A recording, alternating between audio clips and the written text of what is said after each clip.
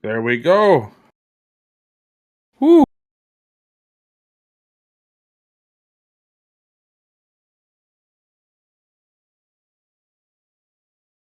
Oh, yeah, we're here. Finally.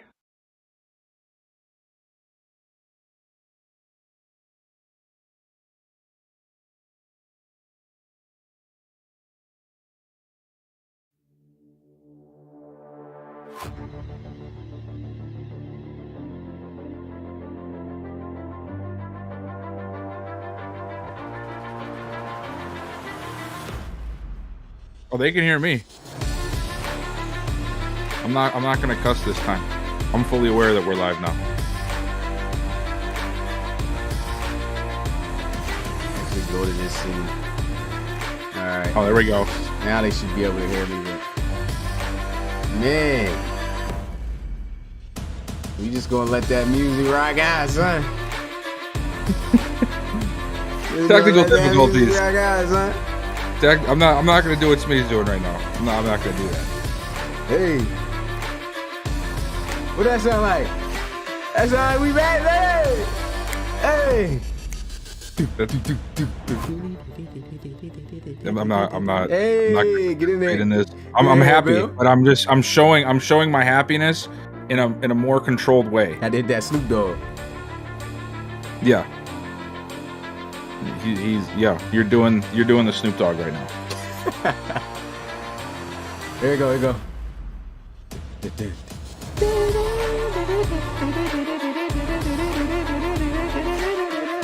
Oh my God, we back, baby. Hey. That was a sound right there. That was a sound. Yep. Sit. The funny thing is, like, I have to mute YouTube because otherwise I hear it talking in my ear. So, like, on my end, Smitty is just dancing to nothing. Like, that's what it looks like to me. Like, there's no music playing, there's no sounds. It's just Smitty just moving around. Yeah, they can hear what I'm hearing, so at least you know I was on beat with something. I wasn't just doing some random stuff. But man, we back. We are back, man. And man, heart had dropped in my chest for a moment. You know, it was real crazy. 8 long years, man, of RFL. Almost thought it was gone. But I got faith, man. I had faith because of you know, I seen a couple videos out there to get the channel back, so I still kept a fairly level head. But that's what we just wanted to come here and talk about in the beginning of this podcast. Just, man, what happened? So now, long story short, you know, hacker came through, and the hacker ended up getting information and just taking over the channel, doing some Elon Musk crap. So at the end of the day, you know, I see Elon Musk is on site. Me and Justin's 100% for this. Bill was not with the violence, but it was a little extra. He wants to stay. But but yeah, if he's RFL gang, he's gonna have to help us jump him. But oh Jesus! But at the end of the day, man, we got hacked by some crypto guys, man. But you already know the slogan here. You can't stop greatness, man. You can't stop greatness of the RFL. We got our channels back. You guys can't see the videos. The playlist actually has all of our games and our season breakdown, so you guys can actually go to the playlist tab of the channel, and you'll be able to still see the games and stuff like of specific eras and stuff like that. So at least that's cool. I'm slowly going to start bringing the channels back. I mean, the videos back, so that way you guys can see them. I already posted the premiere games that were supposed to be posted today before we got hacked. And yeah, so those are up, those are running. If you missed those games, you can see them. You don't even have to hear a voice over them. It was good for Twitch, good little video for Twitch, I would have to say, but you know, might as well leave that over there on Twitch then. Because at the end of the day, I know that boy that boy Baker was hot. We was talking about the 90s throughout his entire game against the Bisons. But yeah, man, that's literally what happened, man. I had to get on the phone with Google, YouTube, all this stuff, man, file a complaint and prove that the account was mine. And obviously we knew that was the case, and And within what is it, 5 days, 4 days, we got it back. And 5 that was days. exactly what the people who suffered the same fate, that we had with the channel getting hacked. They said they got theirs back in 5 days. So exactly as advertised when they were talking about that. So I don't have graphics for the games like we usually do for the podcast. So what we're going to do is we're going to recap the games through the files actually in the Madden game and just show you guys the screen, and then talk a little bit about, of course, each game as we recap them. So I want to ask the community. I don't even know how many people is here yet, but what side you guys want to review first? The ARC games or the NRC games? And we know for a fact that nobody has done a premiere game at all yet, correct? Yeah, nobody's done a premiere game yet. Yep. Okay. Well, I suppose you can just go to the correct week and it doesn't matter anyway. Yeah. NRC. We got 2 for NRC, 1 for ARC. Yeah, Rob couldn't join us tonight. He had a lot going on. 3 for NRC, 2 for ARC. So right now it's NRC by 1 vote. Maybe one day, Pat. Maybe one day. NRC by 2 votes. NRC by 3 votes. All right, let's just go do the NRC then. I'm already on that. I really hope that it doesn't that all this. I mean, obviously it might, and it's just something we're gonna have to deal with. But it's gonna suck if the push and how people receive notifications was messed up from that. You know what I mean? Yeah. Yeah. I just hope that's not the case, because right now, it says we have 23 watching, which is great, but usually by this point we already have up into the 40s, 50s. So I'm wondering if it's gonna be a while before the traffic is normal again, now that YouTube has put us back in the world. Because, I mean, really, they just completely removed us from all existence. Yeah. So are ads back on? They got ads? I have no idea. So I mean, ads should be on. Yeah. For guys, who are part of the RFL community, man, just, hey, turn on that notification bell. If maybe they checked it off for you guys, we don't know what happened, but yeah. So it should be like 40, 50 by now. Yeah. Resubscribe is good. You had to resubscribe? Oh, wow. Oh, he said you had to. Okay. Yeah, that's what he said. Dang. Well, unfortunately, I did not have to. I just came back on, and all of a sudden it was back in the areas that it always was. So hopefully for most, that's the case. I mean, there hasn't been a dip off in our subscriber count. So yeah, the subscriptions I heard they kept. So, and Pat, like he was talking about, those, they got a message. They knew before everyone that the channel was back, because they got one of the first messages along with me when the channel was back up. I said, yeah, I was straight. Yeah, Lito said he was straight. Okay. All right, so we're in the NRC file. Let me go to schedule real fast. Schedule. Yeah, nobody did anything in week 6. So we're good here. And here we are. All right, so we're just going to go in order from top to bottom, as opposed to what actually happened. So off the rip, guys asked for NRC, and this was a shocking game. The Elks defeating the Diablos, and the Diablos and Elks coming into this game was 4-0, and the Elks walk out victorious. They're now 5-0 on the season. They've beaten some pretty solid teams. Like the Wizards, still a solid team. Of course, the Diablos a solid team based off of how they've been looking this season. They're just finding ways to get it done. When we look at the player stats, let's go ahead and just go through just key areas. Taven Worrell only threw 1 touchdown, but still was very efficient throughout this game. You can see 20 of 28. Kearney still was doing his thing as well. I mean, 31 of 40. What percentage is that? 77%. Both quarterbacks in the 70s in terms of throwing the football. And you saw that throughout the game. The pass game was very, prevalent. But one aspect where the Diablos took a L was in their strongest aspect, usually on offense, and that's running the football. As you can see, Madison Axel only 54 yards in this game for 2.8 yards per carry. Did not get to see the end zone. He's leading the RFL in rushing touchdowns, so they did an excellent job of making sure he was not a factor. As you can see, he got those 19 carries and only could muster up that. And then Darius Martin, he's been doing really good in the NRC side. I've heard from people saying that he's leading the NRC in rushing right now, but I didn't check that recently. So, but he had a fantastic game against the Diablos, who the last couple of weeks they've given up 100+ yard games. I'm not going to lie, But Martin, it's good to see this guy back into his old ways, because I remember 2 seasons ago, I believe it was, that he just wasn't doing what we saw him do in the Yeah. RFL on the ground. And I think that was like season 5. Season 6, he looked better. Season 7, got back into shape, and of course, he looked like he's picking back up where he left off. And he's a key component here to this offense of the Elks. And you can see 4.9, almost a 5 yard per carry average with the 128 yards rushing. In the beginning of the game, they were doing a pretty good job of slowing him down. But then he just, really started to pick up steam. The line started to block for him. He started to really realize where his lanes were going to be. Glenn Sharp, in receiving end, 10 receptions, 92 yards for the rookie. Instant impact player here for the Diablos. Look like he's transferring over exactly as he did with the USC Trojans. 2 touchdowns in the end zone is the only touchdowns that the Diablos had within this game. And you can see the leading receiver for the Elks here, DeAndre Mayo, with 78.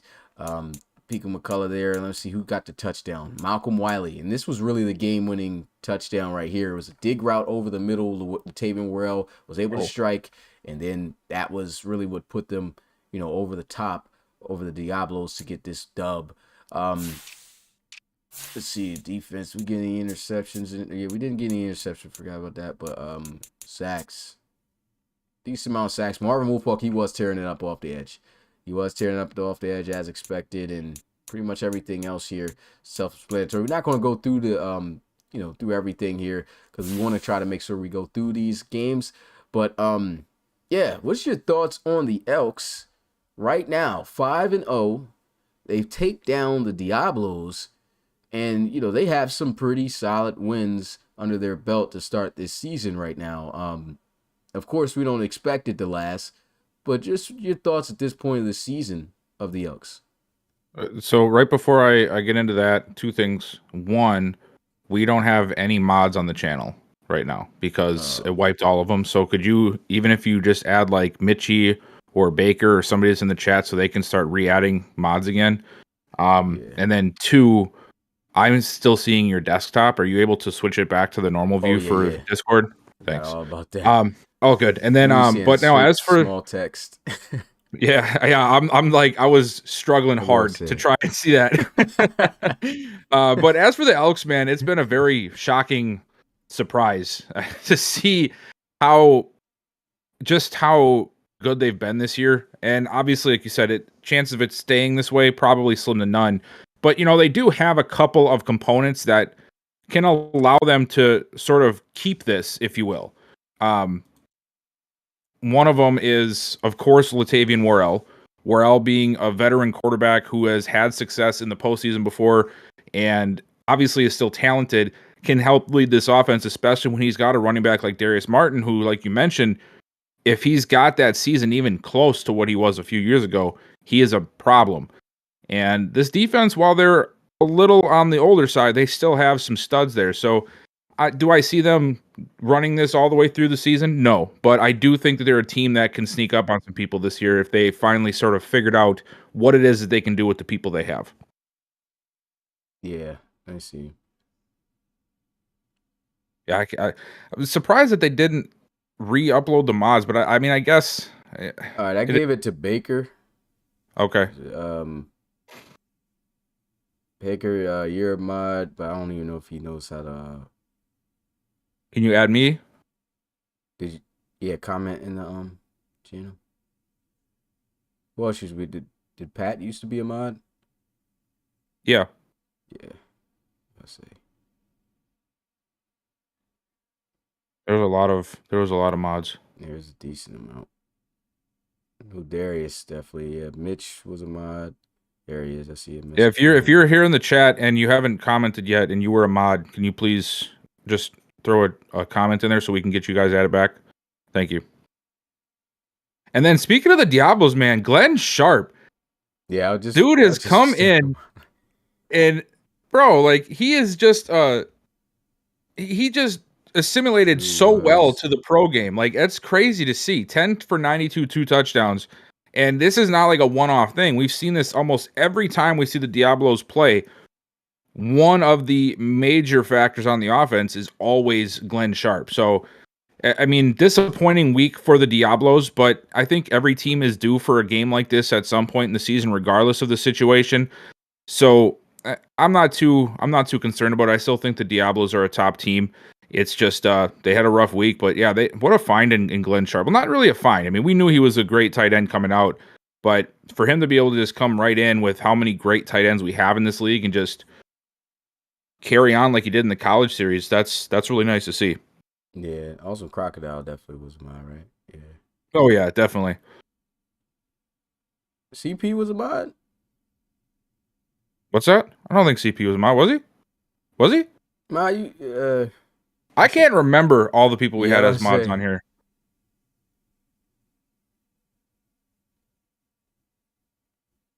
All right. Well, we got Lito and back and Mitchy. So guys, can you and Fry just if you guys can go ahead and just work on adding the people that were mods before, then we can just continue on what we were doing. You know what I mean? Mm-hmm.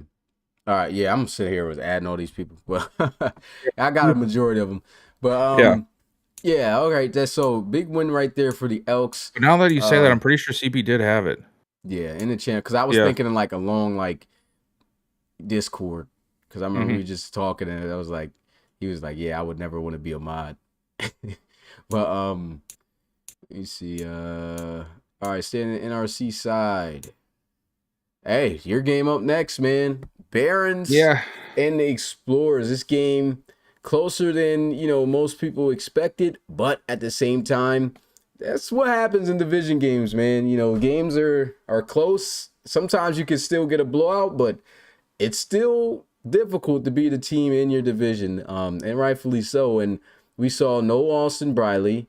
We saw Brinker playing. He did honestly he did a good job. Let me go Yeah. ahead and go ahead, pull up his statistics. He did throw a pick, but look at this. On this Explorers defense, 361 yards passing. That's a great game, for this kid, especially for who he was targeting, and utilizing his weapons because we saw, a lot of these big plays coming from him throwing the ball to a speedy receiver who has 99 speed. Like, it don't matter how great your corner is, you're not going to be able to keep up with that.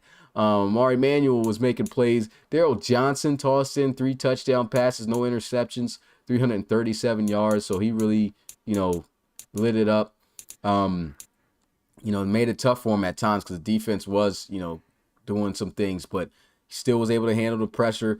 Kenny still back in the full effect. I mean, this is what you want to see from the Barons, right? I don't. 24 carries. Of course, you don't in this game, but 24 carries, 129 yards, and still was just killing it, man.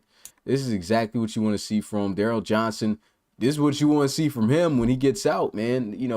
A touchdown scrambling. So he had 4 touchdowns in this game. He had all the touchdowns in this game, Hmm. and 3 passing, and then the 43 on the ground. They did do an excellent job of shutting down Ottaway, but I can remember from this game, he wasn't really given many opportunities. So this to me is where the statistics don't accurately depict, why he, turned out with this type of outcome. But yeah, they did a good job on the opportunity, on the few carries he had, and then it was a lot of passing, mainly from the Explorers, from you guys at that point. And look at this. Mari Manuel, 179. I didn't even know he had that much. 179 yards, 2 touchdowns, doing his thing. Leon Yeah. James doing his thing at a touchdown, 94 yards. And Caleb Houston, man, let's get a shout out to Caleb Houston. I've been waiting to see this guy ball. Hasn't been too many Explorers games this season, but he didn't break over 100, but it don't matter. He saw the end zone twice, and Yep. and he made some big catches, man, in that game. And this is what we really want to see from him. Exactly what you were seeing from college. Made some good contested catches, and you just really like to see that. And even though Machiavelli here only had 64 yards, it says here, he He had was a some. problem. He's a yeah.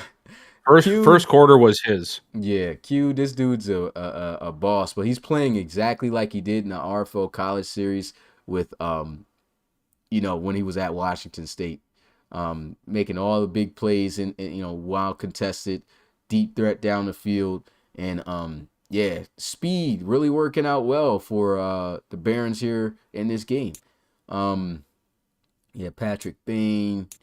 Not gonna go all the way down that list, but those are a bit of the statistics we can get into. Leading in tackles for this game, we had DeMarco Landault with 14, another double-digit tackler, and Darius Young, Vondre Priester. Those are double-digit tacklers. Tackles for loss, 5 tackles per loss for Mar Rivers, man. Mar Rivers got signed back by the Barons, and his speed at the defensive tackle is really what makes him very, unique at the position, and he could get there in the backfield in a hurry because of it. And Devontae Moore, your rookie defensive end, 4 tackles for losses in this game. So another shout out there to him. Of course, you get a decent amount of tackles for losses. 2.5 sacks also for Mar Rivers. So excellent game by this kid. 2 sacks there. Yates, interceptions. Yeah, we only saw 1, which was by Darius Young. And yeah, that's all we can say about the defense. Tyquil Jones getting a 4th fumble and no defensive touchdown. So, Bill, what was your thoughts on your game here against the Barons? Obviously, you were shaking your head agreeing like, yeah, this is what you get, out of these division games. Very entertaining game, though, I will say for sure. Yeah, maybe if you're watching for entertainment purposes, it was definitely entertaining. It was not as a coach. And I'm sure Roland will say the same. But, this, obviously, I feel like we should have performed better. I was not a fan of how our defense, specifically our secondary, played. And then as the game wore on, it really seemed to wear down on our front 7, and that's where Steele's real production started coming into, was the second and third quarter and into the fourth quarter. But they did a really good job of moving Amari Manuel around the field.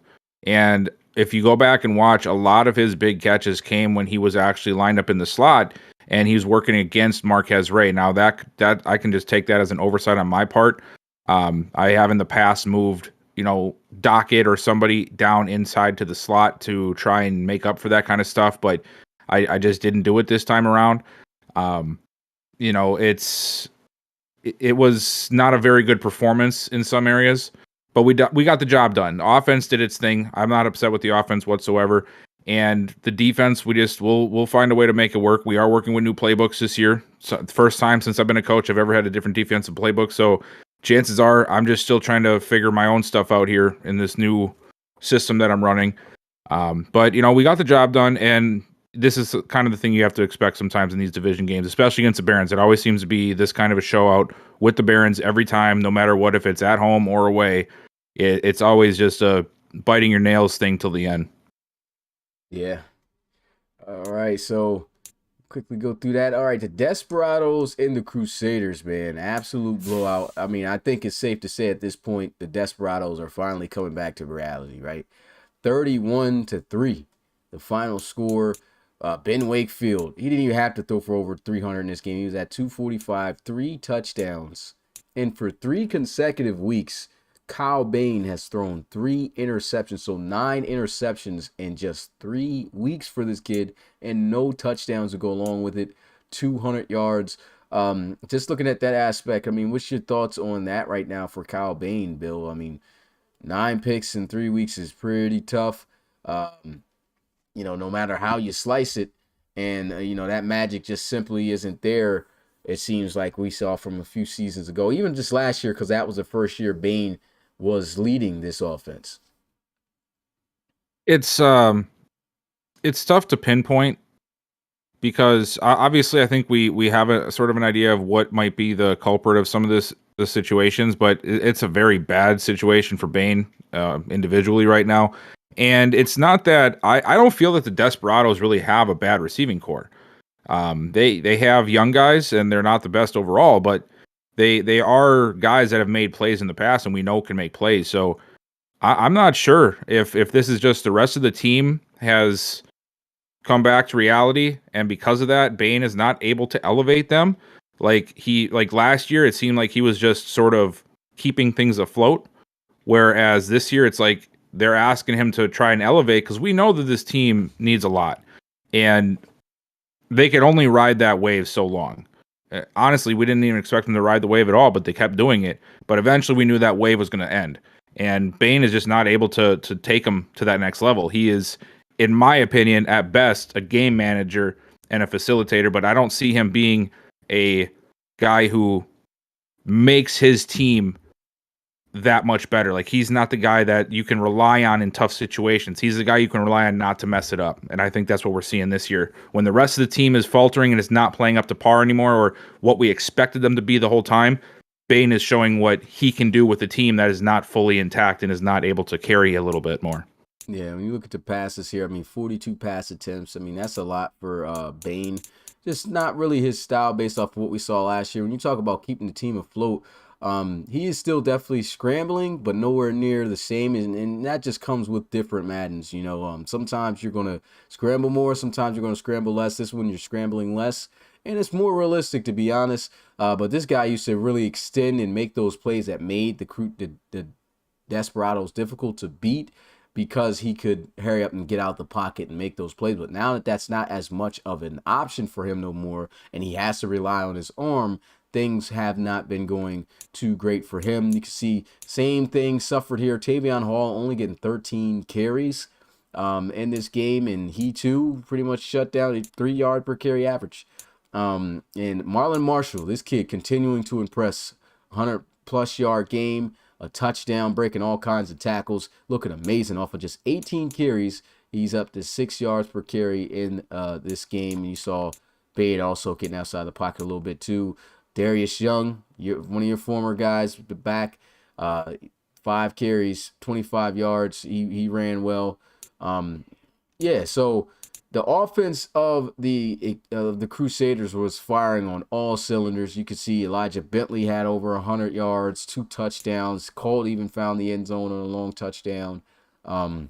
They were just firing, and this defense was in no position to slow them down. There's not really too much to say about this game other than that. I mean, the Crusaders just absolutely dominated them, and the Desperados just aren't looking good. And they're, like we said, coming back to reality here. All right, moving on to the next game. This was the last game of the week, but we'll go ahead and talk about it now. The Gunners and the Shamrocks. Very important game it was for the Gunners. I mean, they've lost every game up to this point. They didn't want to make it a fourth, but unfortunately, had to be so. Tom Wilson was not playing around in this game. He wasn't. Throwing dots. He's thrown 7 touchdown passes, no interceptions in 2 weeks. Over 300 yards here. And then, right now you just start to feel bad for the first ever multi-time MVP, Jabri Jackson, right? Did everything he could to try to win this game. 400+ passing yards, 3 touchdowns, no interceptions. And still, comes up with a loss for the team. And, we get a look at the run game. The run game couldn't be stopped. The defense of the Gunners, as we expected up front, just is not handling business after, those key players were traded away. They can't generate a pass rush. They were getting blown up off the line by the Shamrocks offensive line. That shows a lot right there. If the Shamrocks line is doing this to the Gunners, how bad is this line really? I mean, these guys cannot really even push or try to clamp down on the run game or help their linebackers to fill the gaps, because the line's already getting pushed backwards. That's already free yardage. And then if a linebacker just misses a step or gets picked up off a double team block or something like that, or they just don't send enough guys to stop the run, it's about 5+ yards every time, just like it was in this game. And they couldn't stop Lester Gadsden. Nickens was shut down. They tried to run the ball a little bit with, Ray Jr. too. And their offensive line, they were without their best offensive lineman, Sims, in this one, which was the only lineman left from, the rest that were traded away that were key, parts of this offense. And so they had a terrible offensive line up front. You can see it. Jabri Jackson had to hurry up, try to throw the ball away. And again, the wide receivers were not doing a great job of getting open. That's been my key concern that I've been seeing for the Gunners this year, Bill. These Gunners, they still have a good receiving core. They just can't seem to get open. And, it's shocking to me. I know the Shamrocks got themselves a much better defense than what we've seen in the years past, but they are struggling. But this is a beatable secondary. It's still a beatable secondary, and the Gunners can't make it happen. Do you think it's more so the morale at this point, despite they were looking this way in the beginning, or what's going on with this Gunners team in that department, you think? Honestly, it feels like the Gunners pulled the Shamrocks in this game. You know, this is exactly what the Shamrocks been known for: offense, offense, offense, no defense. And I think it all comes back to what you mentioned before. This is an issue where obviously some of these guys like DeAndre Cain is going to make plays. You know, he is a great playmaker. Jabri is a great playmaker. But a lot of the other receivers they have just don't seem to be going to that next level. And even though that's happened or not happened, Jabri has still found success, but the defense is so badly lacking right now. I don't think that it's enough for Jabri to overlook. Like you just when you have a great offense, and I'll use the Shamrocks, analogy again. Like when you have a great offense and you have a bad defense, you start off the game and you're good. You're like, yeah, we got this. We're good. We got this. But then when routinely every time you do something good, your defense does something bad. After a while, it just piles on. Same as how we see defenses do that, where defense will start off the game good, but the offense falters 2 or 3 drives in a row. All of a sudden, that defense is a little bit tired. They're not as excited to get out on that field. They're not looking forward to that next series. And then bigger chunk plays, more touchdowns, and it's just sort of snowballed at this point for the Gunners that they just need something. They need a break. They need some luck at this point because I just don't know if they've got between the talent that's left and the morale to just physically force a game in their favor right now, which is crazy to think. But something is just not right with that team, and a lot of it has to go back to the dismantling that defense went through, and that's real. And yeah, it's just rough to watch. Yeah, and you can see here the leading tacklers, of course, on the Gunners because they were on the field a lot. Tyler Cage had 20 tackles in this game, and if you watch this game, it wasn't an impressive 20 tackles. I mean, he just had to be there to try to make. He made some pretty big hits though. But there was times where they were missing tackles. Yards were still being added on. Dombrowski was missing quite a bit of tackles in this game, still had 16. So imagine if he actually made those, he would have had 20 plus as well. And yeah, so this right here, the statistics at this point, not lying, they tell you exactly what was going on in this game. Defense was on the field too long, couldn't get off, and Shamrock's offense was just balling, did not let up. And we talked about the offense finally clicking for the Gunners, but they didn't click until late. They didn't click until late because what was it like? They only scored 1 touchdown until they turned up in the second half. Yeah. It was a very slow first half. Right here, yeah, only 1 touchdown, and then they didn't score at all in the third, and they scored 17 in the fourth to rally back. So that's how it went down. Got to play the bell for the Gunners, man. Tough season for these guys. And I think we got one more game. Yeah, here's the last game. This was the first game to kick us off this week, and the last game for the NRC side. The Portland Snowhawks and the Wizards. Final score 24-13 in favor of the Snowhawks. Snowhawks played fairly well. Gilly, I think he's going to throw another high amount of picks this year, just based off of the style of the offense that they're in. Pretty similar, but he did his thing. Leo Moon did look a little bit rough, but that's expected. I mean, this is a talented Snowhawks team. We know that it's going to be some bumps and bruises on the road for Moon this year. And this is what we really like to see right here. Jacob McDonald actually running, to what we saw, like continuing what we saw last year. 157 yards. I mean, that's beast mode on the ground. And he made it look so running through this Wizards defense, who we already know it's not easy to run the ball on the Wizards defense. These dudes are usually tops in run defense, but they couldn't stop McDonald. Vondre Bryson is continuing to impress this season, 83 yards rushing within this game, showing that he can still be that style of back, the former Crusader. And then on the receiving end of things, Snowhawks just doing what they do best, man, just airing it out, getting yards, getting in the end zone. Look at this, 100 yards for the tight end, Linton, 100 yards for Curry.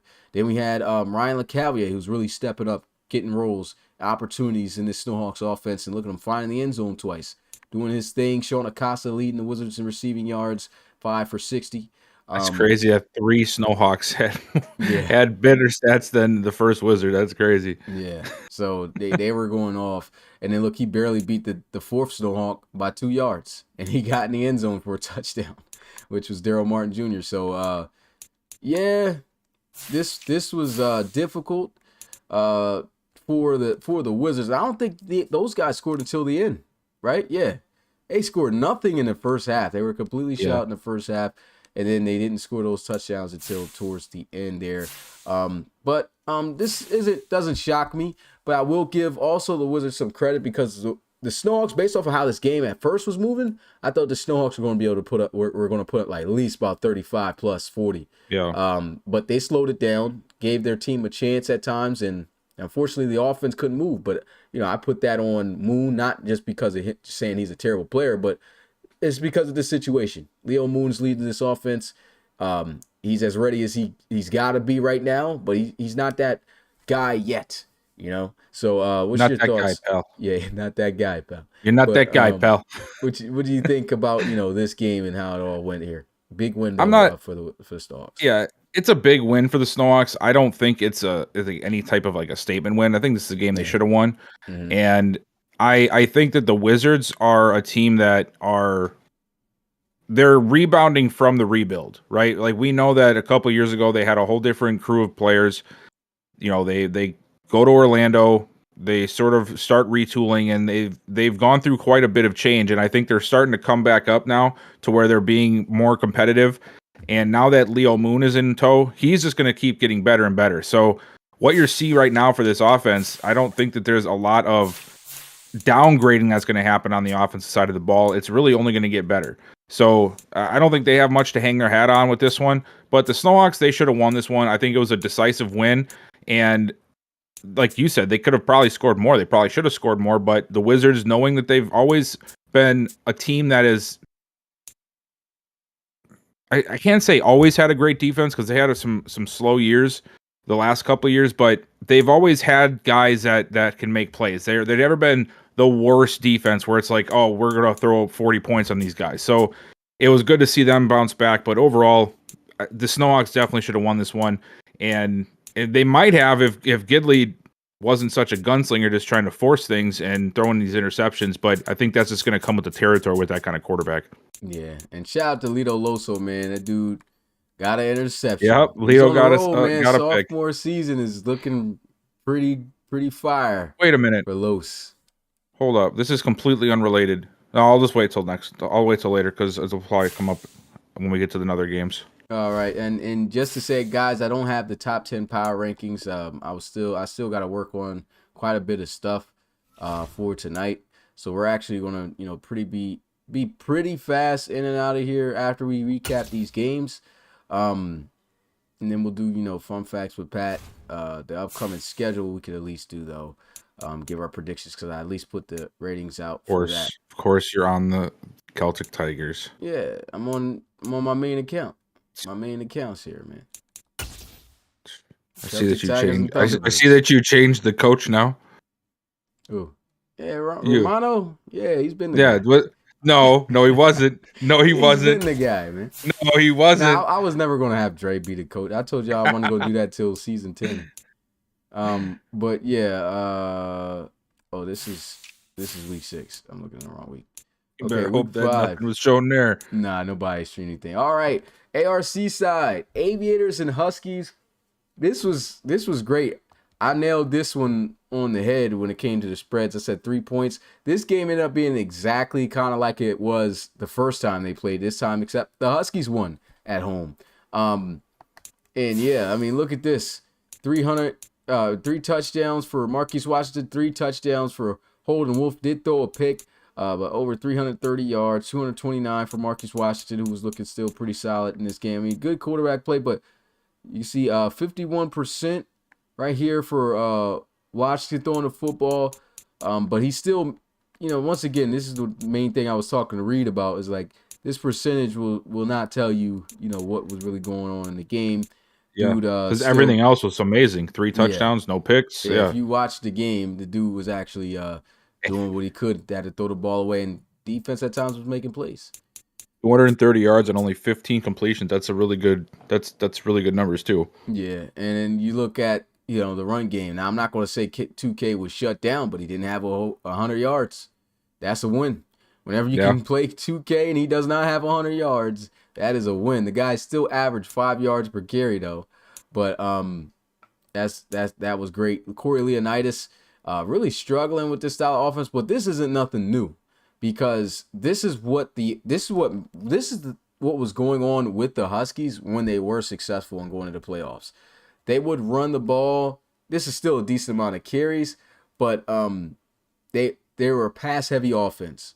We saw what happened with Hudson last year. Just didn't have the arm. He couldn't get out there to the receiver, so they had to rely on Leonidas to be the ground game, and he delivered last season.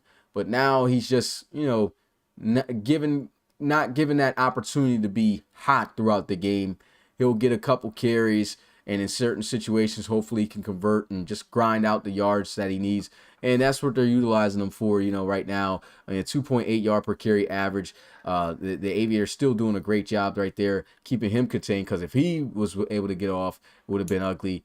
And then you had one scramble by Marquise Washington within this game. But the guy who I've been saying, best wide receiver in the league, Keith Guyton, is going stupid right now, on pace to break the record for the most receiving yards in the season. 12 catches, 149 yards, and 3 tutties, all the touchdowns that Holden Wolf threw.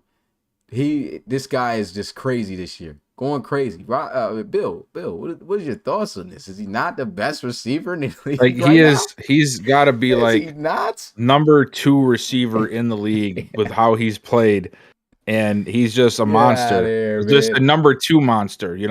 Like man, that level of play is insane. this season is crazy. He's had a tremendous season, and honestly, if he continues this, he's probably going to have one of the best receiving seasons of any RFL receiver ever. And that's not, that's just that wouldn't even surprise me, honestly, because we've seen what he can do when they are finding him. It feels like he went through a season or two where the team just couldn't find him open. Arm was weak. Hudson had the old noodle arm out there. Yeah. He just couldn't get it there, and now they got Holden Wolf, who, despite some beliefs, is playing really good, and is leading this team the way that it should have been led a year or two ago, the last 2 years. Mm-hmm. As far as the run game for Toronto, I feel like maybe there's a better answer for them. You saying for a different player? A different running back, a little bit of Joe Duncan. Put him in there. He trying to get his Wisconsin. Come on now, put Joe Duncan in there and just watch him run wild. Ain't dunking, man. He ain't dunking. Oh, he's gonna dunk all over the defense. Yeah, he will. Darius. What? I said he can't dunk the 15 feet like Darius, man. We don't need him to dunk. just need him to run forward. That's what he does. But I think the Huskies are.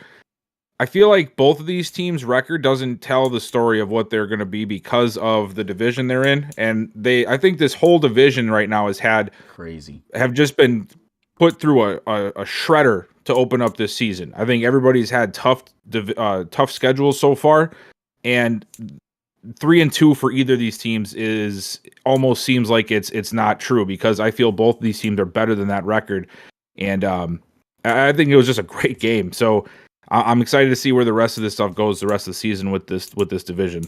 Yeah, they were in flat. The North is just flat out war, man. Yeah, it's almost like they punch on each other so bad.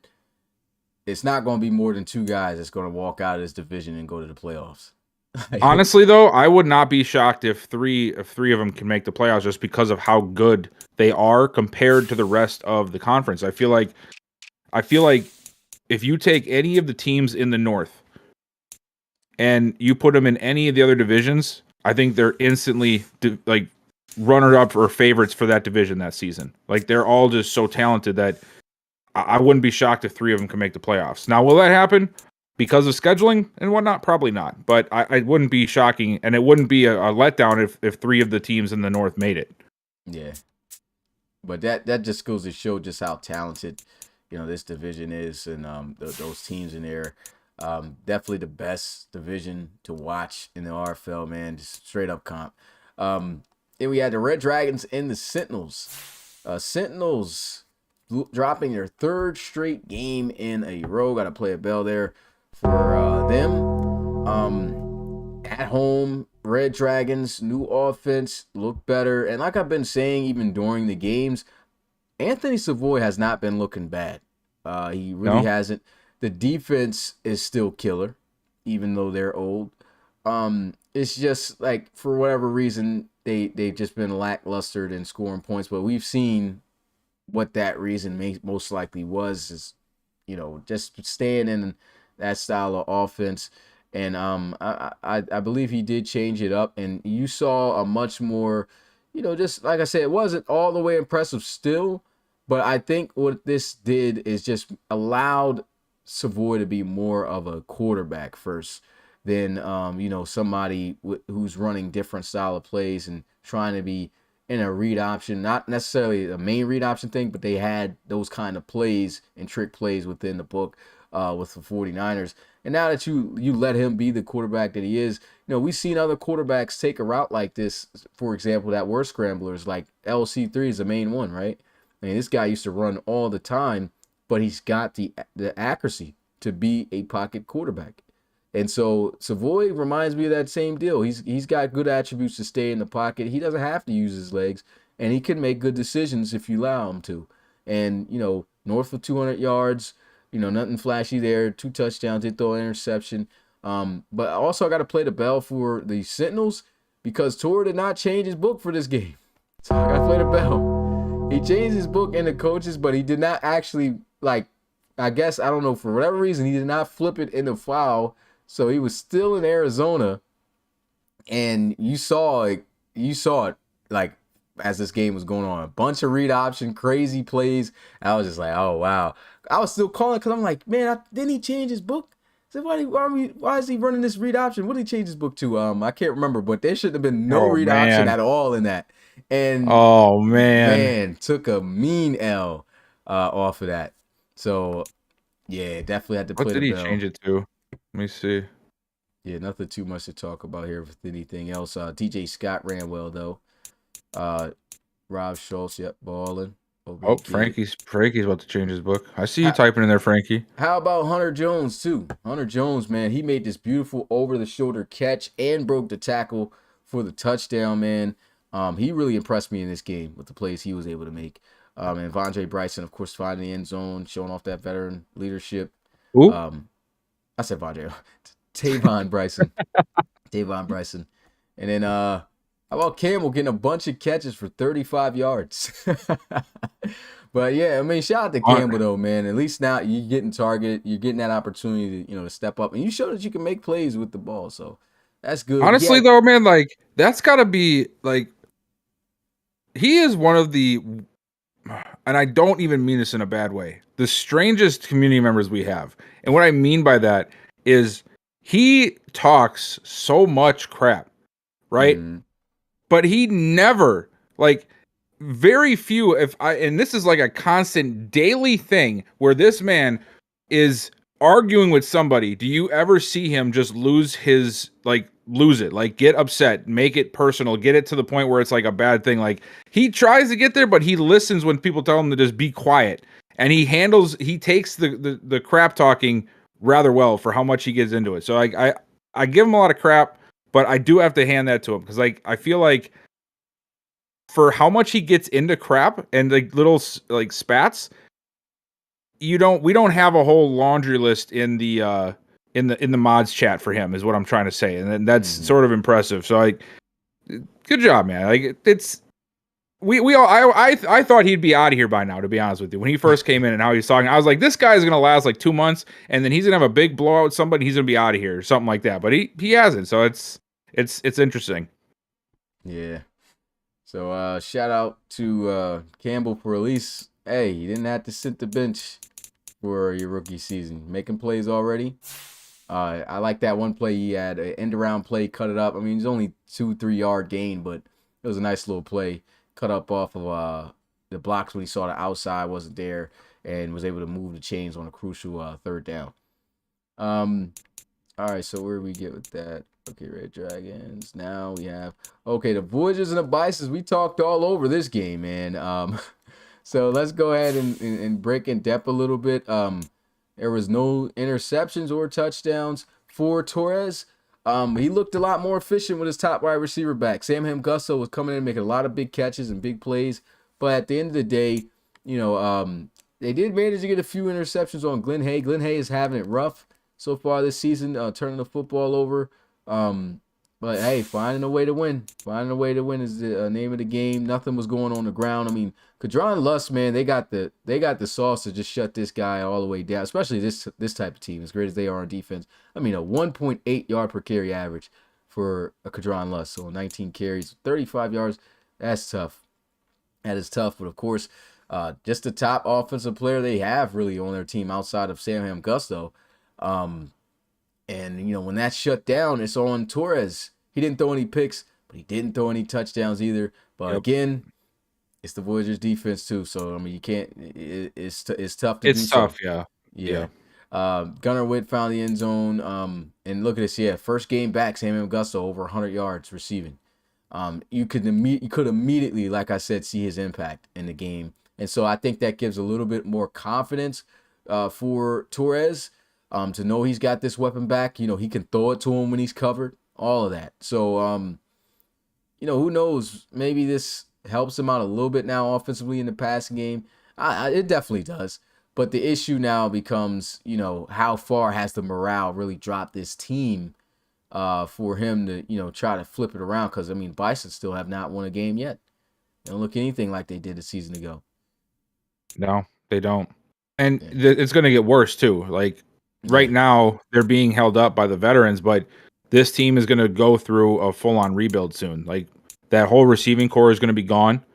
I think the tight end's going to... Do they have a good tight end in place now? I think they do.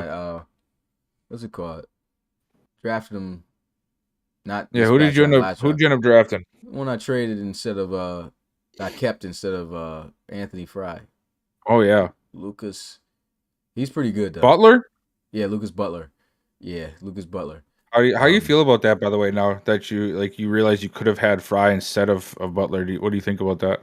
I mean, yeah, I'm glad he went to a coach. You're not like having buyer's remorse? Nah, I'm not. Of course, it would have probably been better. Fry knew that name right away. I'm sure he did. It would have been good to keep him, of course, for the team and stuff like that. But I didn't even. To be honest, I traded him to Dunn, not even knowing he really wanted to go to a coach. I just chose him. I said, well, if this is the player I chose, just last. And that was the main reason why I chose Fry in the first place, was because when I picked Fry,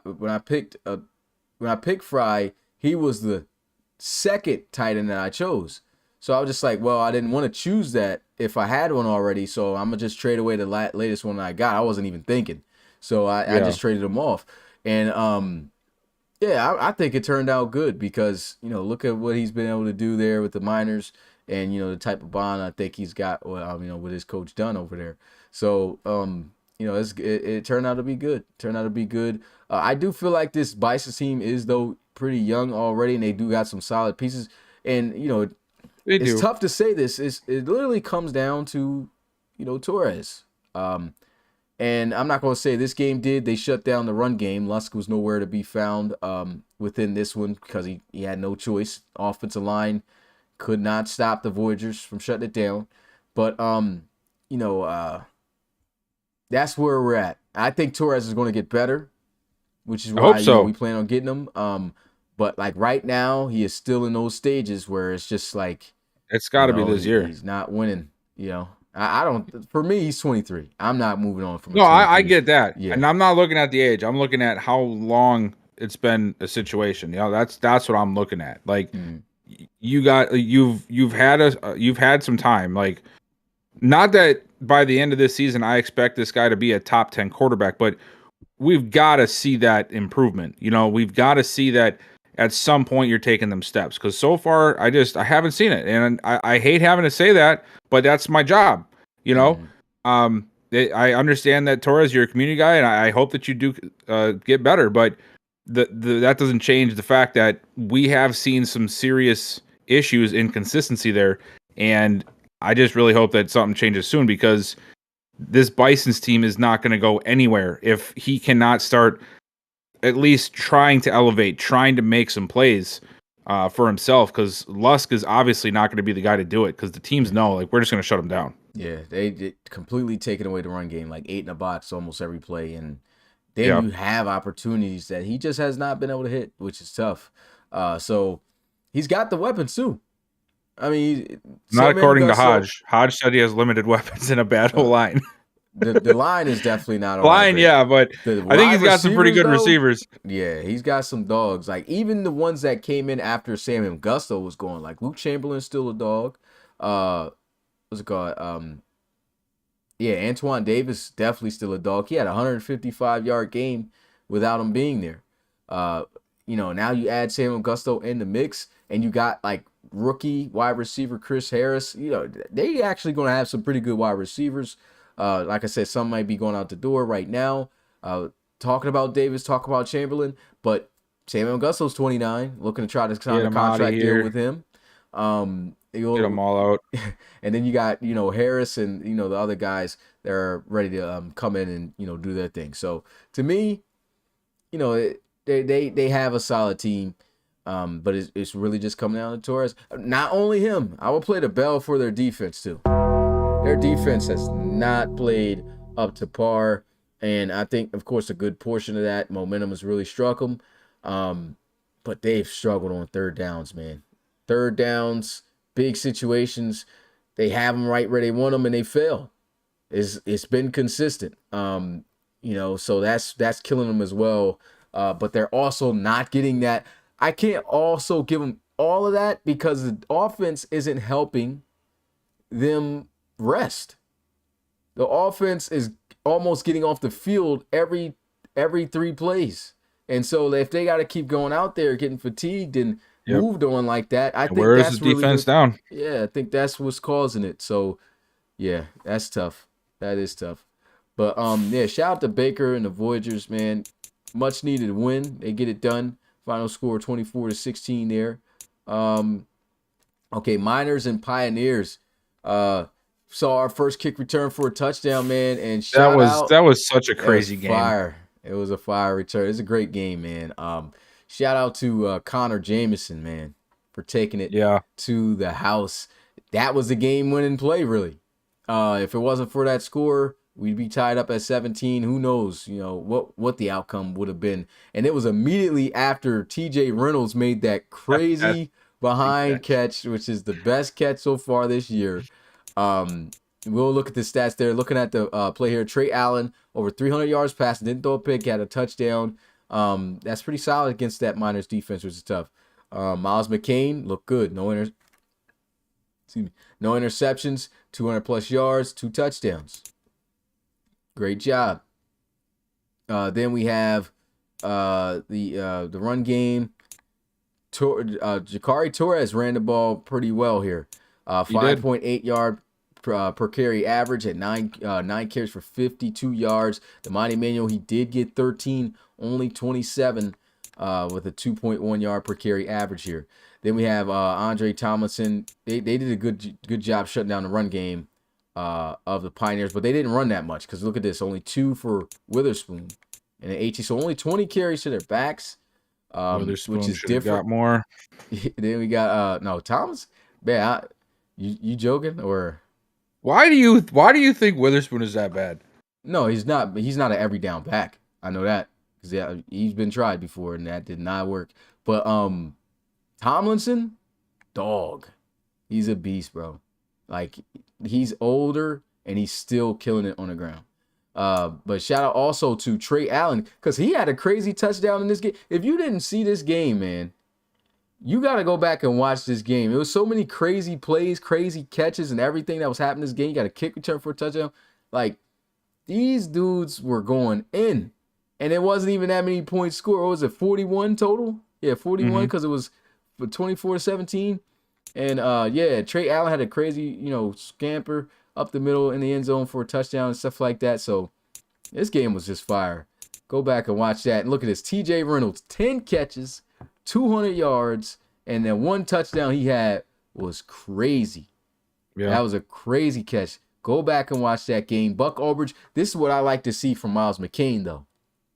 If there's any wide receiver to throw to on your team, it's this guy, even when he's covered. And he's starting to understand that. He's starting to target Aldridge. And look at him in the end zone 2 times. I think that says 65 yards, so he didn't have too much. Nobody else was really catching a lot of, getting a lot of yards through the air. But, yeah, that's how it went. As long as McCain is taking those unnecessary targets away from Fry and giving them to Aldrich, I think they're going to have a great season. Yeah, I mean, Fry's still doing his duty, but I will say this, though, Fry, it's looking different, man. It's looking different. What did I start? I was joking. It's looking different from my man Fry, but I think it's a good thing. The labrums aren't broken in yet. It's a good thing, I would have to say, because he's not the only guy getting targeted now for the most part. Aldrich was getting the ball when Chumlee and stuff was there, but I feel like McCain does a pretty good job of spreading the ball out, right? And he did a decent amount of that. Not even decent. He did a great job of that at TCU. He even did it at UNC when he didn't have his greatest year at college. He was still throwing a football out there to whoever, was open at the moment. Pablo Frederick, he's got a great connection with. He's definitely working on that connection right now with Aldrich. And then you definitely see him even target, Fry at times, because Fry was the first receiver he got a touchdown from. So, yeah. I like the way he's moving. I like the way he's improving. And look at that. Yeah, not a lot of yards. Jakari Torres is back. He's in the chat. Yeah. And Torres is doing his thing too. And let me see, Fry. It's an investment in the minors. Come on, man. Just say that the labrum's not agreeing with you. All right. Let's just be honest about it. My boy having a great season healthy. And he's not getting as much play, but he's still balling. He's still balling, man. Yeah. All right, so where are we? Okay, dang, look what they say for last. It would be the Black Knights, but before that one, the Bulldogs and the Bulls. Devin Wade for the dub. How about it? I mean, honestly, though, there wasn't much going on. I titled this game, who can control the offense better, because it was going to come down to these quarterbacks, right? None of them threw an interception. Over 340 yards for Timmy Merritt, and shout out to Frankie and the Bet guys, because they were almost on the money with the amount of yards he was going to throw in this game. And then you had Devin Wade with 217 in the touchdown. He looked good, man. He was protected this time, made good decisions against a tough Bulldogs defense. We know how tough this defense is. So, definitely got to give him credit for coming out and pulling out the win like he did in this game. David Jones, only 61 yards, but he didn't get the ball a lot. But when he got the opportunity, he took it and ran with it. We saw Hurd at first look like he was in a lot of formations, but it seemed like he was more so in formations where they were going to pass out of, which is good because Tavion Hurd out of the backfield, as a running back, great receiving back. Yeah, he's doing his thing. And yeah, we'll see what type of yards he had, because he definitely had more receiving yards than rushing. Only 3 rush attempts for 8 yards. So yeah, this is right up the alley for expectations, honestly. And here goes the receiving yards. Man, Stanley Whitehead still doing his thing. But I think the Bulldogs got something, man. Despite the L, I like Jake Winkleman, man. Jake Winkleman, fast, shows he's got hands. He's going to be a great wide receiver for this team to fill in. But the biggest shout out of the night, I feel, has to go to Brock Melton. We haven't seen this guy for, 2-3 years? Pretty much 3 years, right? Since College Series 2. He didn't get to play his rookie year. He was a dog at Georgia. Yes. Gets his first opportunity really to get some burn. 5 catches, 104 yards, and a touchdown. And he was cooking. Like, I'm talking about Shaq Tiller, he cooked for a long touchdown. Look, for the 72-yard touchdown. He cooked Shaq Tiller for that. So, man, I'm excited to see what type of receiver he's going to turn out to be that we expected him to, you know? So that's how you put your name on the map and get yourself some more playing time. Baxter already said, like, hey, I'm kind of upset I didn't give him playing time sooner. And so that was a great showing by him, man. That's all I can say about that game. Bulldogs dropping 2 in a row. We seen them lose to the Celtic Tigers, 30-16, and then they lose by 7 points here against the Bulls, 27-20. And Wade getting it done, man. What's your thoughts, on both of these teams right now? I think sort of how I mentioned the situation with the Huskies and the Aviators. I feel like the Bulldogs' record is not an indicator of what they are. I think that they are better than 3-2. Obviously, we're so early in the season that 3-2 isn't like a bad record to have, but I just feel like they're much better than a close to 500 team. I just think that it's been a rough couple of games, and like a lot of teams, you're going to have this situation. So I think they're going to be fine. I think they'll bounce back. They have the team for it. They really don't have any holes at all on the team. So sometimes you just need a good slap in the face. Sometimes that's what a team needs. So I think that they'll come back just as good. And as for the Bulls, like I said with the North, man, all of these teams I feel can go to another division and they could instantly become one of the favorites to win that division. It's just that they are all condensed in this one spot, and iron sharpens iron. And that's, I think, what we're seeing right now with these teams that are going up against the teams from the ARC North. Yeah. And shout out once again to the Bulls for shutting out the Bulldogs in the second half and coming back with 17 unanswered points to win. That says a lot about the potential of this Bulls team. So and they needed this win. So shout out, to Coach Baxter and the Bulls for that. And then we get to our last game. Nothing really too much to say at all here. Biggest blowout in RFL history. Celtic Tigers hosting the Bulldogs. The Black Knights. 4 touchdown passes for Justin Jones. No interception, 340 yards. 220 passing yards for McCall. No touchdowns, 3 interceptions. They started off the game with a pick 6 on this kid. And it just set the tone from there. 138 rushing yards for Trey Worsley. Got in the end zone. Cloud shut him down. The dude only had 7 carries, 5 yards. Then even fullback got a carry, got in the end zone for a touchdown there. And let's see, most yards was Ross Deerdorf. He was making a lot of big catches. 97 yards, a touchdown. So nothing too flashy here on the receiving end of things. But Justin Jones was doing a good job dealing, man. Good job dealing out. And we can't skip this guy, Matt Niani. Every year, this guy just balling, man. All-time leading receiver, I believe, in RFL history.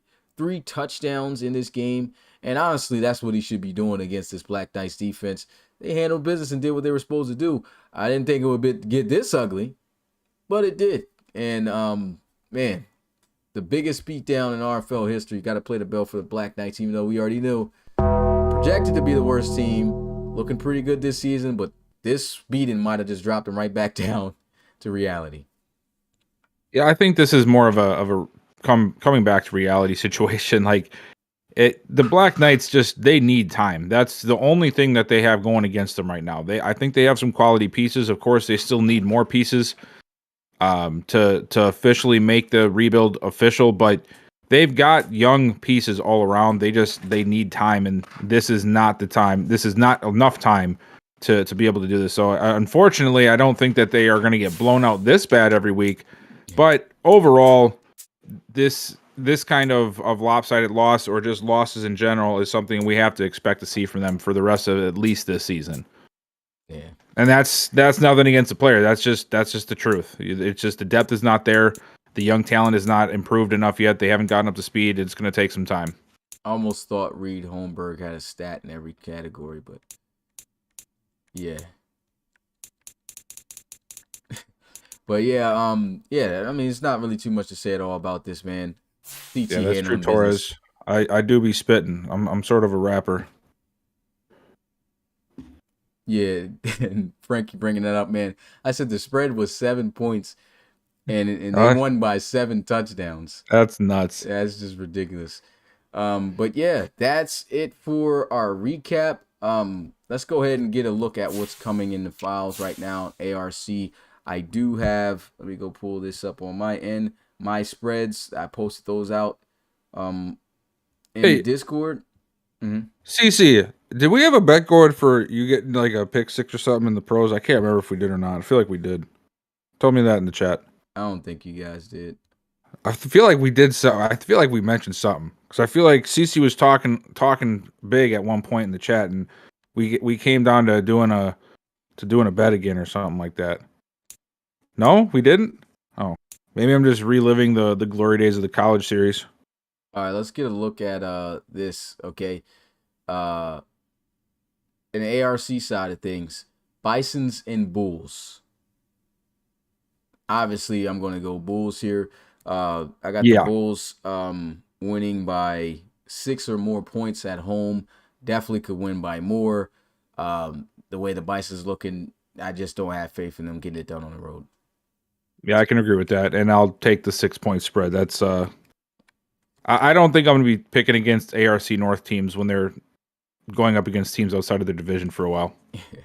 And this game will be taking place on Saturday at 1 p.m. Eastern, guys.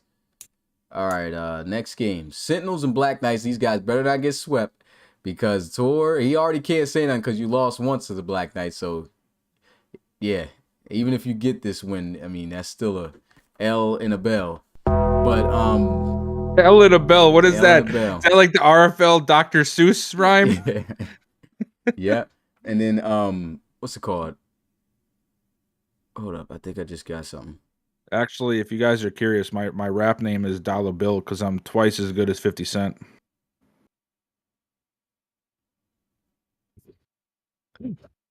What? We didn't hear that. But yeah, man.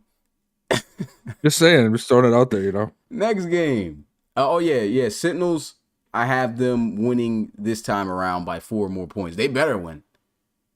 What do you think? The Sentinels? Yeah, they're gonna win. Yeah. There's no way they're gonna get swept by the Black Knights. Better not get swept by the Black Knights, especially after they just came off of a blowout like that, the worst blowout in RFL history. Can't take an L to that. All right, here's a great game right here. Armadillos Dreadnoughts. And this is going to be on Friday, guys. So Friday, 8 p.m. Eastern. I got the Armadillos coming out on top of this one by 4 more points. Oh, wow. I think I'm going to take the Dreadnoughts. Yeah, I'm going to take the Dreadnoughts. I like what Lee's doing, man. I do. But I'm going to take the Dreadnoughts. Yeah, I'm surprised you're not taking the Dreadnoughts. No, I'm being real for what I think the outcome's going to be, man.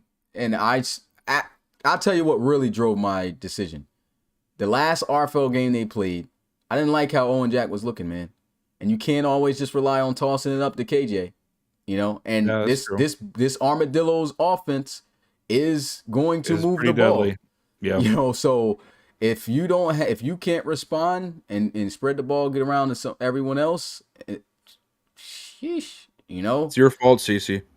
Despite the home field advantage, you know, I like the momentum that the Armadillos got, and I feel like they could get it done, man. So I'm going with them. Next game. Okay, Voyagers and Miners. Definitely going with the Voyagers here. Simply because, you know, every time we've seen Miles McCain go up against a stellar RFL defense, it has not been good. And like I said, it hasn't been that many, but you could tell. You know, the Red Dragons did it to him. What was their first loss? Can't remember it, but you know, he didn't look bad in that game, but he, you know, at the end of the day, couldn't do too much either. And the Voyagers. There was the Armadillos. Armadillos, yeah. Yeah, it was the Chumlee game. Yeah, so. Yeah, I don't think their offense is going to be moving like that against the Voyagers, man. And then their defense is pretty solid. Their best case scenario of winning is really getting Hay to look like he's kind of been looking this season. He's been throwing quite a bit of picks and has been unraveled in that end zone, in that pocket, excuse me. So if this defense, which I know can generate pressure and have good corners to closing on these receivers. If they can do that, that gives them a chance. But I just don't think they will. And I got the Voyagers by 5 or more points. Yeah, I'm gonna take the Voyagers with the spread. I do like what the Miners got going, but I think sort of a lot less time frame than what the Black Knights have. But I still think, especially a guy like McCain, he just needs some time, and he's just not there yet. So the Voyagers, we know what they can do. Yeah, rematch here in the ARC West, Red Dragons and the Pioneers. Pioneers always seem to have the Red Dragons number at least once in a season. They don't want to get swept, but they have to get it done in Salt Lake City. But the way the Pioneers have been looking, the way the Red Dragons have been looking, I'm seeing a lot more positive and consistency coming now out of the Red Dragons. It was a great game the Pioneers had just this past week against the Miners, but I don't think it's going to be enough to trump these Red Dragons. Their defense is pretty solid. I know that they beat them the last time, but once again, week 1, that was all Madden. We've seen a lot more when you play that division opponent that you played in week 1. You play them again, it's not looking the same. And I don't think it's going to look the same here for the Pioneers. I'm going with the Red Dragons by 6 or more points on the road. I'm going to take that. I know the Pioneers have showed a little bit of flash, and they had a fancy game last week, but I just can't. I refuse to. So I'm going to go Red Dragons with the 6. Yeah, so that's it for the ARC side of things. Let's go over to the NRC side. There's somebody recording a game right now. They're not finished yet, so we got to hurry up and go through these. Oh, did you finish the training for the team? No, it's 2 coaches. So. Oh, gotcha. Yeah. You guys better not be done already.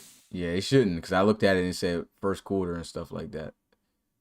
Yeah, they're not done. I can see. Okay, so first game, Steamers and Monarchs, man. Ooh. This is definitely the game of the best game, the must-watch game of the premier game. So I know they're going to show out in big numbers for that one. And it's going to be the same time with the Sentinels and Black Knights, too, because everybody's hype about that because of all the trash that Tour and, Tour, McCall, and Flame's been talking. 1 p.m. games are going to be pretty lit. They're going to be pretty lit.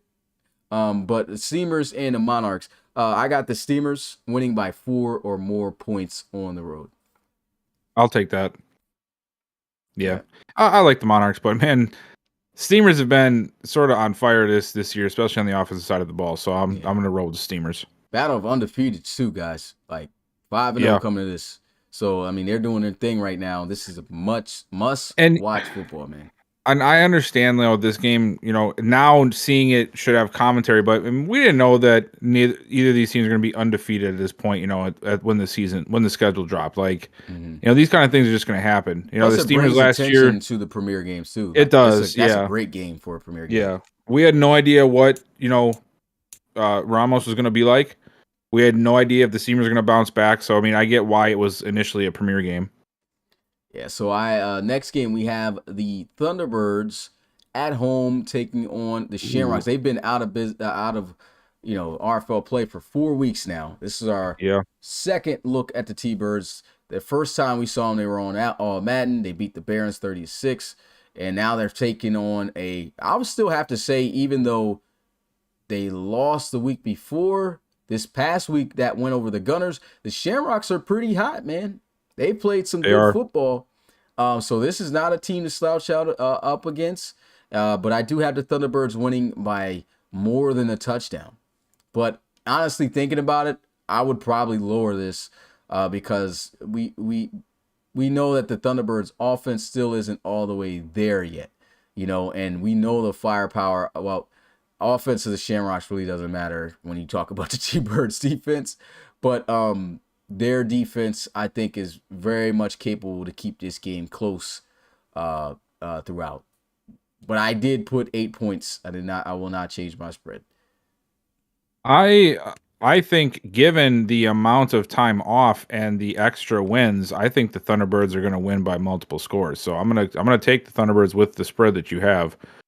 I mean, I love Tom Wilson. If you guys have followed this podcast or this league for the last couple of seasons, and you've paid attention, you know I always say I love Tom Wilson. I want to see Tom Wilson play good, and he has been playing good.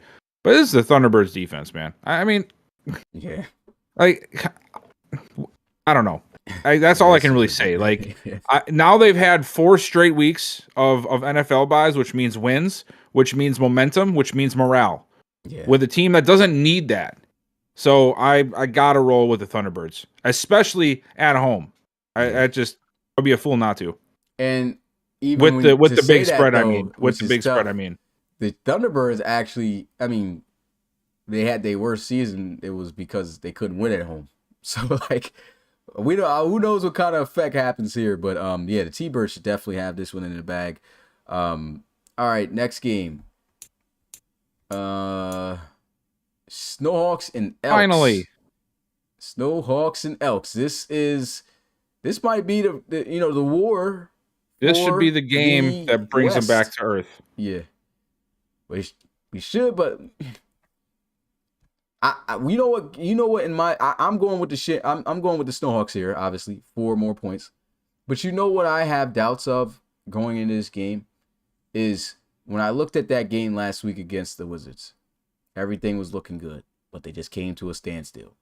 The moment you come to a standstill like that and only put up 24 points against the Elks, that's when they find a way to squeeze out a dub. You know, they got the home field advantage. They've won this division before. Snowhawks got to really put it on the Elks to win this game. But I think they are going to win this game on the road. Yeah. I definitely think the Snowhawks are going to win this one. I don't even need to know what your spread is because I'm going to take it. I already said it already. It's 4. Oh yeah. Oh yeah. All right. And okay, we got 2 more games left. Crusaders and Lancers. Definitely going with the Crusaders. Lancers defense has been terrible, and you know where they're the worst at in passing, and that is not the area you want to be not good in when you play the Crusaders, man. And the way that Marlon Marshall is running the ball too right now, 4 straight losses for the Lancers. I think the Crusaders do damage. My spread isn't too crazy though, because we've seen the Lancers offense do damage. Despite turnovers, they can still put up points and score in an instant because they got them trees on the outside at wide receiver that they could just throw up at any time and they're going to catch it and make the play for touchdowns. So I got the Crusaders by 5 or more points. Yeah, I'm going to take that spread. I really like what the Crusaders are doing on offense this year. And I think while Marlon Marshall deserves a ton of credit for stepping in and becoming a great running back so far this season and seems to be having a breakout year, we cannot let the fact that this offensive line is absolutely just dominating and is setting up. I mean, anybody could. I don't want to discount Marshall by saying this, but like honestly, this reminds me of like a Cowboys offense, like the offense back when Elliott first came in. It's just full of guys that could be Pro Bowlers.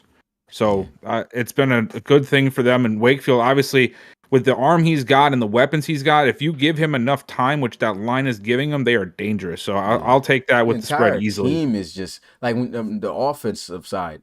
It's like, bro, you got the best offensive line in the league. These wide receivers are crazy, right? Elijah Bentley and Colt. They even drafted Tip Soto. Who knows what he's going to turn out to be? Oh yeah, wow. Marshall's in the back. He's only 22, and he's killing it right now. The line with it being the best in the league are still fairly young, and the ones who are old are like in the mid to high 80s. We even got a 99 offensive tackle, so it's like this offense is beyond stacked. And for the Lancers to have to run into this, I feel bad for these boys, but you never know what can happen. It's football. You can take a loss any day of the week. And the last game we have here, Diablos versus Tigers. Definitely think it's going to be a big bounce back game for the Diablos. Tough loss they had to the Elks, which to me tells me, Tigers play their cards right. You never know what can happen. I like the way Kai Cash is looking. He's looking very confident. He looks like he can definitely move his offense down the field. I think he can do that against the Diablos, just a little bit, not a lot. The defense is where I'm really concerned, though, because I feel like Lane Kearney is going to have himself a day. I feel like Madison Axel's going to be mad after last week, and he's going to have himself a day on that ground. And I just think that the Tigers just do not have the talent to be able to stop all of that on the offense side of the ball. And the Diablos, even though I said I like how Kai Cash is looking, this Diablos defense, man, can generate some pressure and cause some serious problems. So I'm going with the Diablos in this one. This game is actually going to be tomorrow, our first game to kick off week 6. And the Diablos, I got them winning by a touchdown or more. I'll take that for sure. I think that this is going to be a really rough game for the Tigers defense. Keep an eye out for Glenn Sharp to go off, because I feel like while the Tigers have, like, Jocko Goliath is a really good linebacker. He's a young linebacker, but I think his strength is more up front than it is in coverage. And I just don't think they have the linebackers to cover, and they definitely don't have the secondary right now to be able to come down and assist and with the tight ends. And we know how deadly these tight ends can be if they have a good matchup. So I have a feeling that the Diablos are going to have a really good day offensively, so I'm going to go with them. We'll see. We will see. But that is our predictions and where we think these teams, which teams we think will win this upcoming week. But with that being said, I don't have anything else, guys. I do have fun facts with Pat coming, and then we can do open questions. All right, so here we go. Fun facts with Pat. I will make a top 10 power rankings and hopefully post that by tomorrow sometime, guys. So be on the lookout. And then a schedule, I'll have to work on that as well by tomorrow. All right, question number 1. When the Steamers last played the Monarchs, who scored the game-winning 12-yard touchdown with 1:17 left to go? Ooh. Let's see. Okay, CP says Romeo, Roy, Vaughn, Jones, Vaughn. Come on, Zeno, that does not count. This man said RB. Oh, boy. Miles.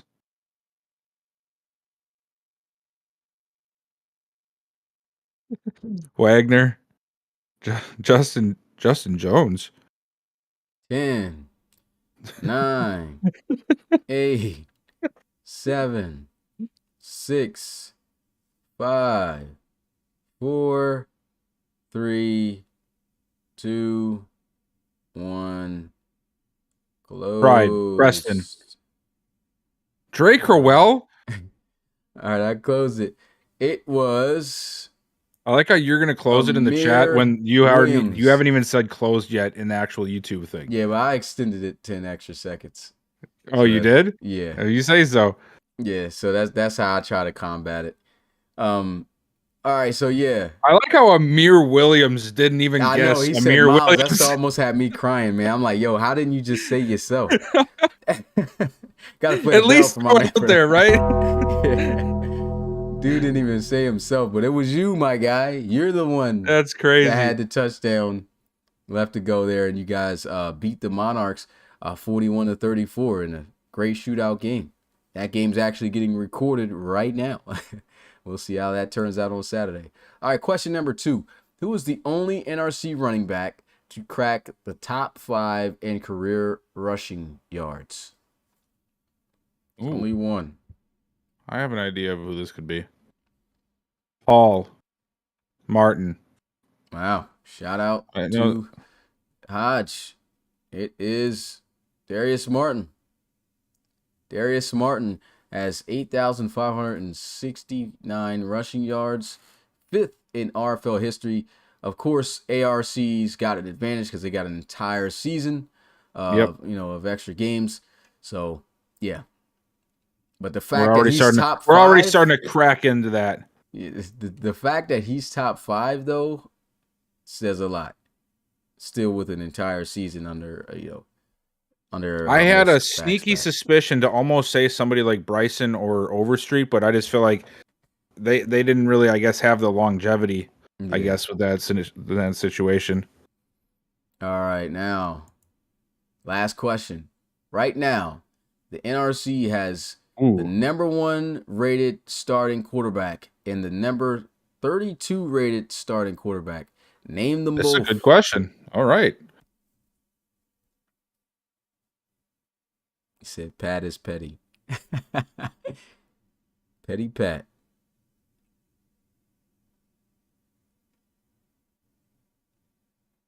Okay, has anybody got a guess? LC3 and Briley. Oh, Lane Kearney and Briley. nope.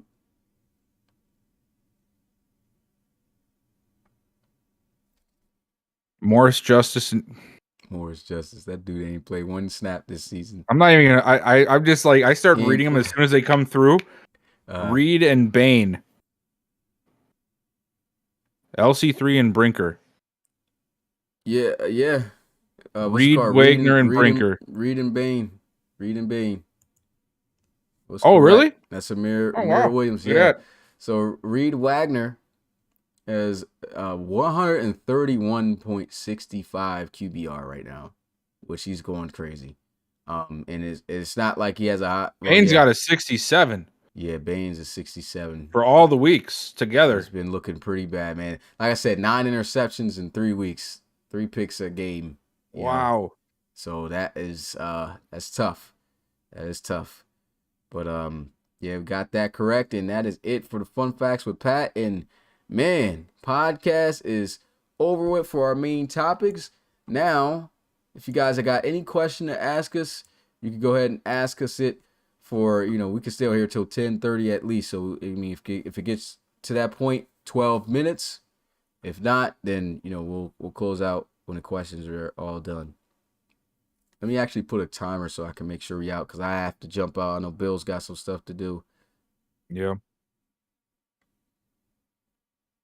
All right, got 12 minutes set right now. Early season award winners. Honestly, I just don't even think we've had enough games from all the teams because of all of the NFL I'll tell buys you even what try though, and guess that. if you had to guess some, what would it be? I think best quarterback for the NRC is definitely going to be Reed Wagner. Yeah. Yeah. Best running back for the NRC going to be Axel. Best wide receiver for the ARC is definitely Guyton if he keeps this up. I'm just saying it now. I'm going to say Guyton.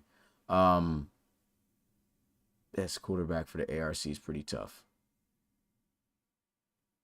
That boy Timmy Merritt's getting blessed from his sim games. That's all I can say. So, man, I might actually go. Man, I might actually go Holden Wolf. I think Holden Wolf could win the ARC best quarterback. I mean, if he keeps it going the way he is, Yeah. but that's just such a high level to have to keep playing at. Like for Yeah. any But quarterback I mean, to with be able Guyton, to, yeah, it's ridiculous. Because it's not even just Guyton. Like, Guyton's going to get his 100, 200-yard games. CP knows Guyton is trash. Yeah, he's hating because he's in the division. But yeah, yeah, bro. So you mean bum? Bum? Oh, yeah, dude's talking crazy. Let me see.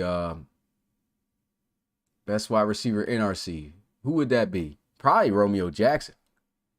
Yeah. Yeah. We don't have a tight end award. It's just tough because some teams have barely played any actual RFL games yet, and it's just to Haven't me, seen Lions it's yet. too I haven't early for seen me Robinson to, yet.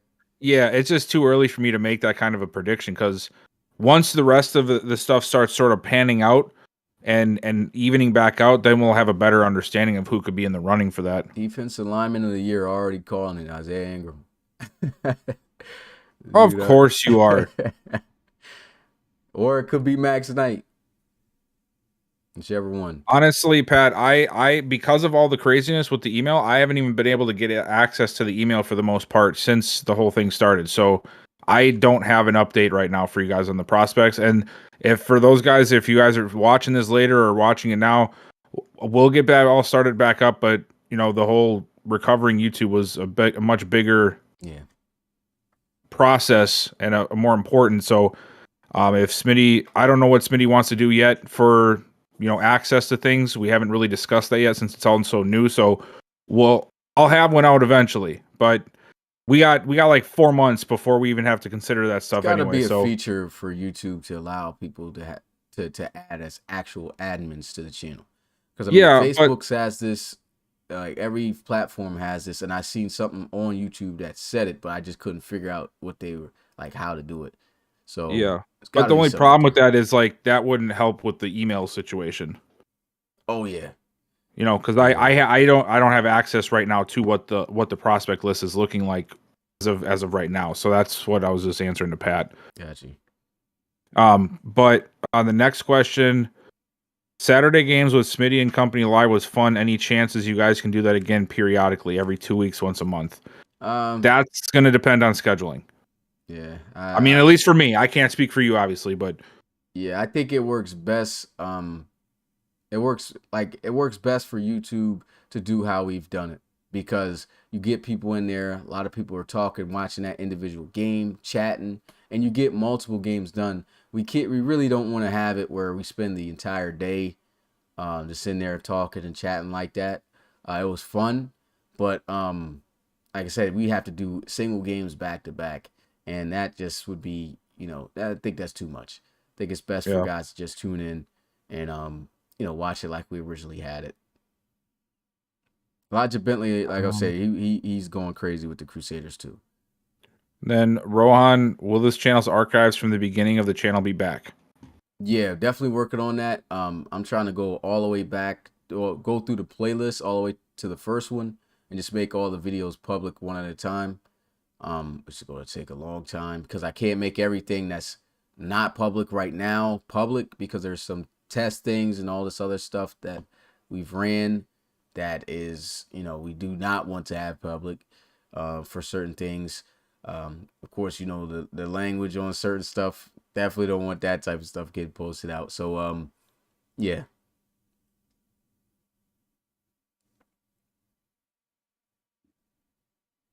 I don't see.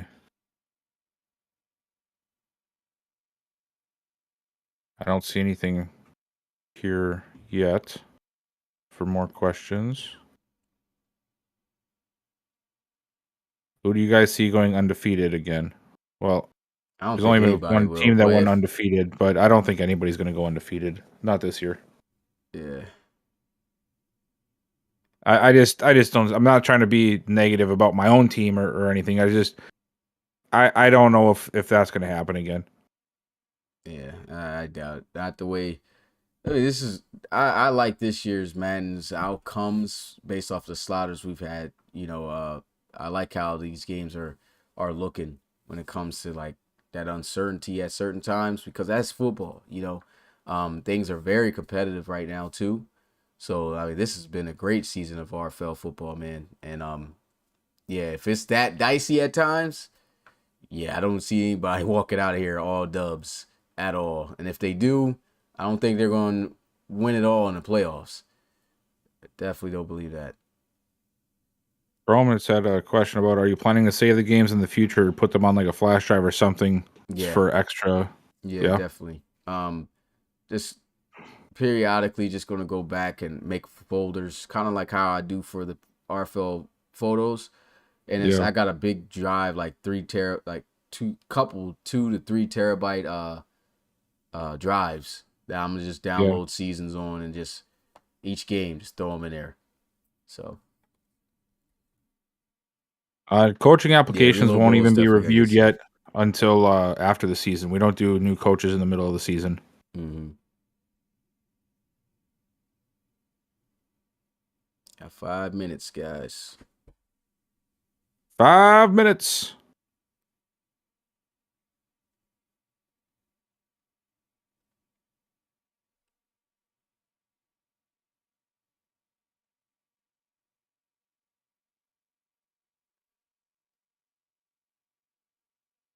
Almost feel like let's see.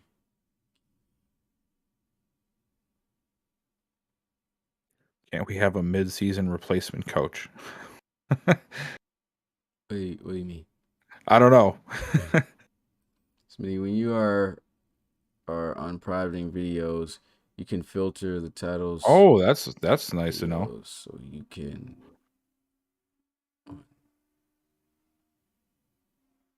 Oh yeah. Okay.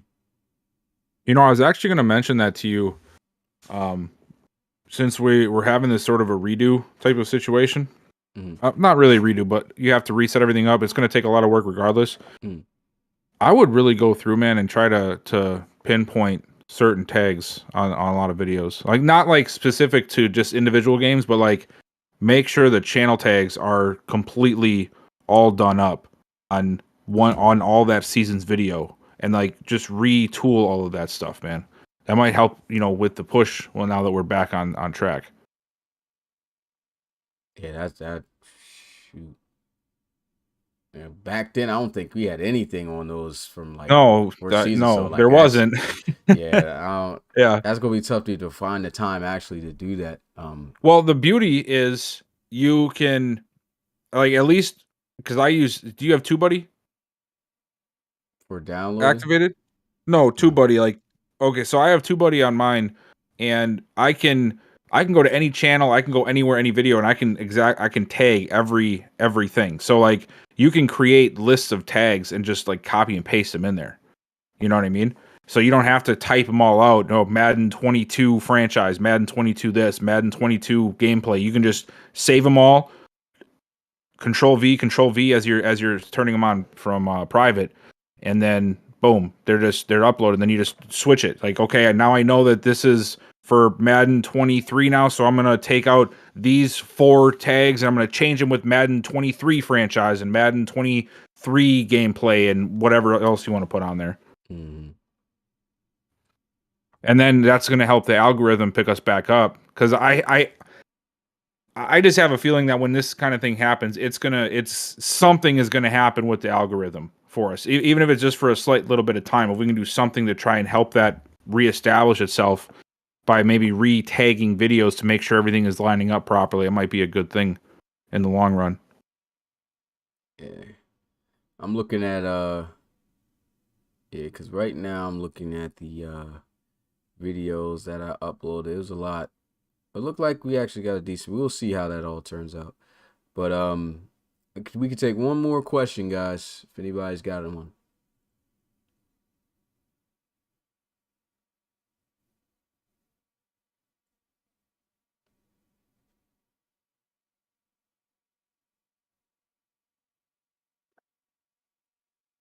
Let me see what the clock said.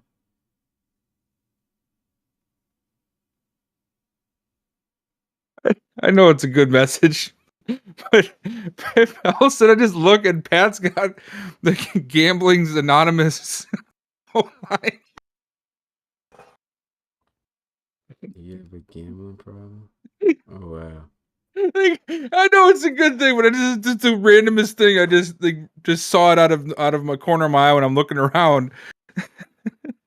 Yeah, definitely got thousands of videos at this point. And I'm gonna just bring back the RFL ones, because I still had content from like that would be good too. 3 years before the RFL was started, so 3 years worth of content before that is a lot. Yeah, that would be good too, because that also helps the algorithm. This is all hashtag blame Frankie. It's all Frankie's problem. So RIP to when I was blitzing the community in Madden, and when we used to hop on GTA. Bro, I remember I was going through some of the old videos because I was trying to update like playlists and whatnot. This is like 2 or 3 years ago now, and all of a sudden I see like it was like COD or something on here. I'm like, Duty. I was, bro, what is happening, man? Why does Smitty have a bunch of COD and GTA videos down here, man? Oh man, I think what's it called? I think I had a video in there where I had like 100 kills in that joint. But yeah, that's when I was really on my COD stuff, man. But yeah, we reached 10:30. That's the end of the stream, man. It's great to be back, man. It is great to be back. Games start up tomorrow. Week 6 starts up tomorrow. Cannot wait. YouTube all the games, man. Twitch, we appreciate you for still having our back. But that's it. We'll see you guys tomorrow for the game, Diablos and Tigers. And yeah, that's it for us. Your boy Smitty, our pro commissioner, player, play commentator. We'll see you guys next time.